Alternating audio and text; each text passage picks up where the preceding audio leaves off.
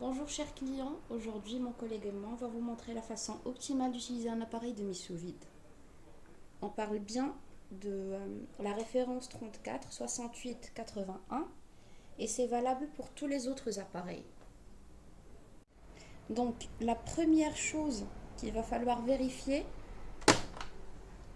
on vient prendre les deux joints en mousse sur les deux parties de l'appareil. Et on vérifie bien qu'ils ne sont pas abîmés ou endommagés. Donc là pour mon appareil, c'est tout bon. Je viens les replacer dans leur logement.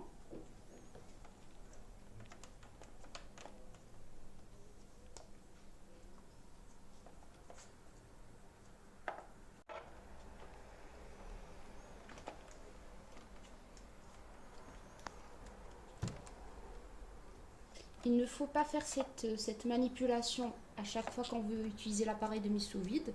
Mais si l'appareil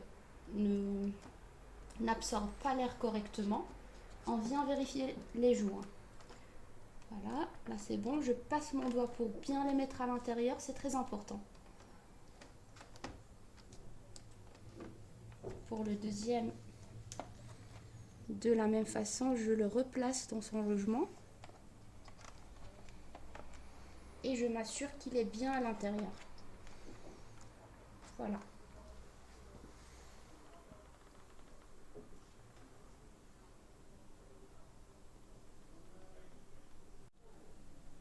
Pour préparer mon sachet, il ne faut pas couper un tout petit bout. Il faut vraiment laisser une marge pour l'appareil afin de faire une bonne mise sous vide. Donc je viens prendre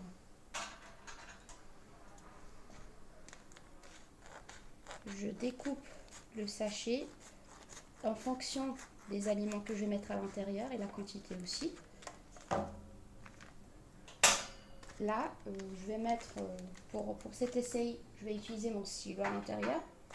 Donc, pour le placer sur l'appareil, la partie granulaire doit être la partie qui entre en contact avec l'appareil. Ça évite un glissage du sachet. Et la partie lisse doit être en haut. Pour ces rides, il faut vraiment les étirer avant de mettre le sachet dans l'appareil de mise sous vide. Et là, je viens le placer pour faire le premier sertissage. Voilà. Je ferme bien. C'est bon. J'appuie sur le bouton du milieu pour faire la soudure. Et j'attends que le bouton cesse de clignoter. Cela veut dire que la soudure a été faite.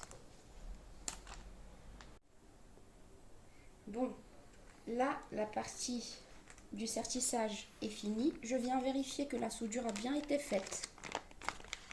Là, c'est top. Je viens mettre ce que j'ai à mettre à l'intérieur. Donc moi, je vais utiliser un stylo juste pour faire le test. Voilà. Et là, c'est la partie la plus importante. Je viens placer mon sachet. Faites très attention à ce que je vais faire. Donc, je place le sachet dans l'appareil. Je le plie. Et le bout ouvert doit vraiment toucher le fond de la petite cuve. Il faut mettre une très bonne marge à l'intérieur. Voilà. Je ferme bien et je lance la mise sous vide. C'est parfait, ça l'a très bien fait. Donc, je dois attendre que l'appareil cesse de clignoter pour me dire que la mise sous vide a été bien faite. Et voilà, là je vais vous montrer le résultat final. Une très bonne mise sous vide. Donc voilà, il n'y a pas d'air à l'intérieur. Il n'y a vraiment pas d'air à l'intérieur du sachet. Et ça a été la façon optimale d'utiliser l'appareil de mise sous vide. Et ce sont les points qu'il va falloir toujours vérifier.